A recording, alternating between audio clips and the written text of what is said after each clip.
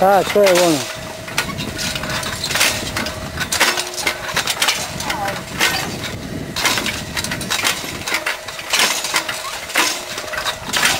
Na to nekúkaj, len zasáhni.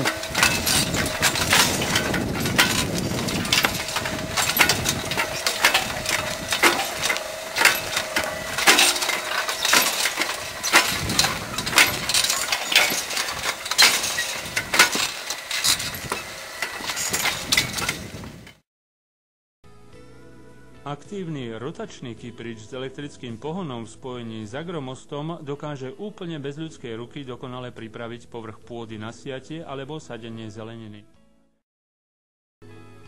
Na siatie možno použiť viacero druhov sejačiek určených pre záhradkárov. Sejačka na výsev semien uložených do vodorozpustného pásika nielenže zaseje, ale v spojení s agrokruhom umožní aj okamžité zaliatie vysiatého riadku.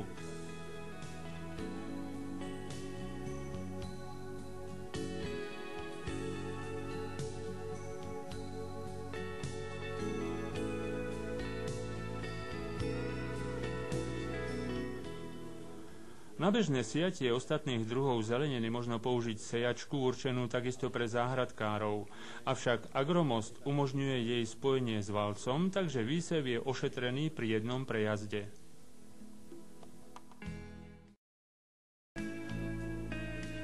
Zavlažovanie sa s agrokruhom realizuje pomocou hadice spustenej do riadku.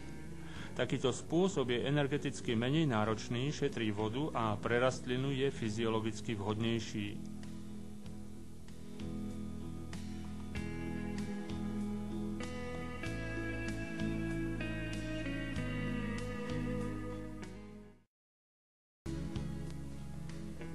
Regulácia burín v ekologickom systéme pestovania je možná len fyzikálnymi spôsobmi.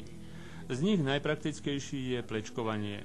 Agrokruh s plecím rámčekom a pevným navádzaním riadku dokáže udržať porast zeleniny čistý počas celej vegetácie. V porovnaní s inými spôsobmi plečkovania sa v tomto prípade presným navádzaním náradia v riadku poškodzovanie rastlín minimalizuje.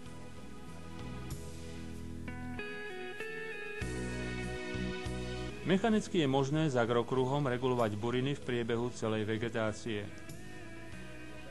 Ani v zapojenom poraste pritom nedochádza k poškodzovaniu rastlín.